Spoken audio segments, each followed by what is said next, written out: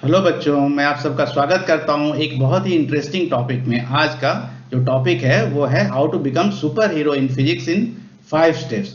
5 steps में आप extra ordinary performance कैसे दे सकते हैं फिजिक्स में, ये आज मैं बताने वाला हूं। तो बच्चों, ज़्यादा टाइम नहीं लेते हुए मैं अपने इस टॉपिक को स्टार्ट करता हूं। और पहला स्टेप जो है, books which you will follow. ठीक है, books.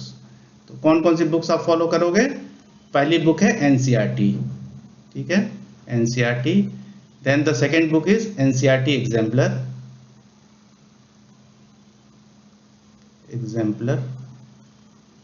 and the third book is SCV, SC Verma, SC Verma sir की बुक है ये, and this is a great book. ठीक है, इस बुक का नाम है concepts of physics. Concepts of physics. ठीक है, so these 3 books you have to follow. ठीक है, एनसीईआरटी में there are total 2 books in 11th and 2 books in 12th। NCERT exemplar में भी 1+1, 1 for 11th, 1 for 12th। And SC Verma sir में भी 2 books in 11th, 2 books in 12th। तो number of books इसमें कितनी हो गई? Total 10 books. ठीक है, ये 10 बुक्स जो हैं आपको लगेंगी फिजिक्स को अच्छे तरीके से तैयार करने के लिए, किसी भी कॉम्पिटिटिव एग्जाम के लिए, अपने बोर्ड के एग्जाम के लिए, और हायर लेवल के कोई भी दूसरी भी कॉम्पिटिटिव एग्जाम्स जो आप दे रहे हो उसके लिए इन तीनों बुक्स को आपको फॉलो करना है। ठीक है, एनसीईआरटी, एनसीईआरटी एग्जाम्पलर और एससी वर्मा। एनसीईआरटी और एनसीईआरटी एग्जाम्पलर, इनके क्वेश्चंस करने से, और एससी वर्मा, इन तीनों बुक्स के क्वेश्चन करने से आपको क्या फायदा होगा? आपकी जो थिंकिंग स्किल है that will be of higher order thinking skill. ठीक है, higher order thinking skill, you will develop this skill and this is a great thing. इसको शॉर्ट फॉर्म में बोलते हैं हॉट्स। ठीक है, will develop higher order thinking skills, क्योंकि इसमें क्वेश्चंस ही ऐसे दिए हैं जो आपके कॉन्सेप्ट्स को क्लियर कर देंगे, क्रिस्टल क्लियर कर देंगे। और once your concepts are crystal clear, your confidence will boost, your confidence will boost, so will perform better, you'll perform better, you'll get good marks. So books are the key. तो आपको standard की books NCERT exemplar और SC Verma, इन तीनों books पे concentrate करना है। Second चीज है आपको क्लियर ऑल योर डाउट्स। ठीक है, क्लियर ऑल योर डाउट्स। बच्चों, फिजिक्स एक ऐसा सब्जेक्ट है जिसमें हम डाउट्स को नहीं रख सकते, क्योंकि एक डाउट दूसरे डाउट को जन्म देगा, ठीक है, दूसरे डाउट को जन्म देगा दूसरा, तीसरे को, इस तरह से स्नोबॉल इफेक्ट हो जाएगा, snowball effect. There will be so many doubts that we can not handle. ठीक है, स्नोबॉल इफेक्ट को नहीं लाना है हमको। तो इसमें क्या करना है हमको कि सारे के सारे डाउट्स को टाइम रहते क्लियर कर लेना है। कैसे क्लियर करेंगे? There are various ways. आप स्कूल में क्लियर कर सकते हो, ठीक है, आप कोचिंग क्लासेस में क्लियर कर सकते हो,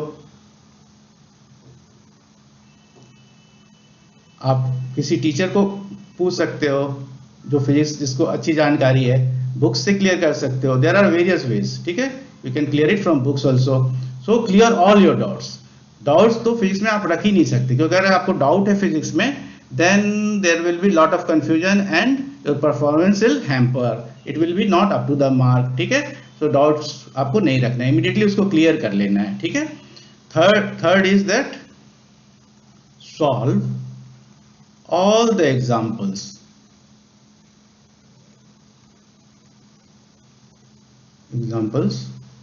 of these books which I have told above, है ना, these books। जितने भी एग्जाम्पल दिए हैं सबको आपको रिलीजियसली सॉल्व करना है, एक भी एग्जाम्पल आपको छोड़ना नहीं है। ठीक है, सारे एग्जाम्पल्स को करना है। एग्जाम्पल्स को कैसे सॉल्व करोगे बच्चों? इसको हम लोग अगर पहली बार में कर लेते हैं, दूसरी बार में तो well and good, otherwise we will try for 2 times first. ठीक है, देखो मैं मेथड बता देता हूं आपको। 2 times पहले करो, ठीक है, नहीं होता है तो कुछ टाइम देके 3rd टाइम अटेम्प्ट करो।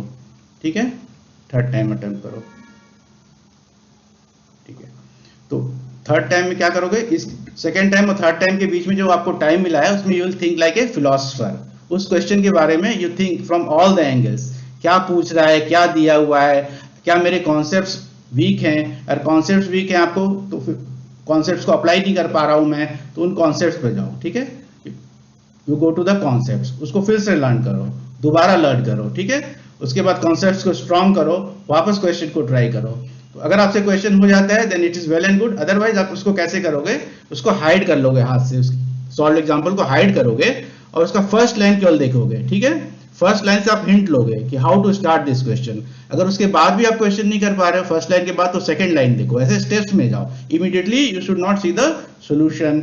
अगर आपने इमीडिएटली सॉल्यूशन को देख लिया then you will not learn anything, ठीक है। सॉल्यूशन को नहीं देखना है, माइंड को इस तरह से ट्रेन करना है, we have to give the training to our mind, ठीक है। These steps are similar to the what we are doing in the gym, we are giving our body a training. Similarly, when you are following these steps, you are giving training to your mind. So once your mind is trained, है ना, वो pressure लेने के लिए trend हो गया, वो सोचने के लिए माइंड को थिंक करना आ गया, you start learning how to think. Then when you do that, you solve all the examples without seeing it, or you are like what I have told you in those steps, then you will be on some other level. आपका performance immediately improve हो जाएगा और आपका confidence भी बढ़ जाएगा, ठीक है। तो solve all the examples, don't ignore the examples, they are very important questions of that chapter, तो उसको छोड़ना नहीं है। फोर्थ आपको क्या करना है, derivations of all the formulas, derivation of all the formulas, जितने भी फॉर्मूला हैं आपके चैप्टर में, आपके कोर्स में, फिजिक्स में जितने भी फॉर्मूलाज हैं, ऑल फॉर्मूलाज, सबका डेरिवेशन आपको आना चाहिए। डेरिवेशन करने से क्या होता है, आपके कॉन्सेप्ट स्ट्रांग हो जाते हैं, कॉन्सेप्ट पे आपकी कॉन्सेप्ट पे पकड़ बन जाती है, कॉन्सेप्ट मजबूत होने लगते हैं, और आपको ये भी मालूम पड़ जाता है कि फॉर्मूला कहाँ से आया है, व्हाट इज द ओरिजिन, वो कहाँ से आया है, उसके स्टेप्स आपको याद रहने लगते हैं, तो फॉर्मूला को बाय हार्ट करने की जरूरत नहीं होती। तो this way you have to do this particular exercise, derivation of all the formulas, को multiple times करना है। कितनी बार करना है इसको, multiple times, ठीक है।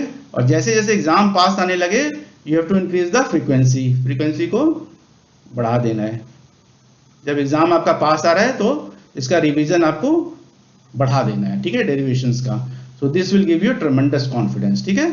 and the fourth and final step is no spoon feeding, आपको स्पून फीडिंग नहीं करनी है, नो स्पून फीडिंग, और I can say avoid spoon feeding, spoon feeding को अवॉइड करना है, ठीक है।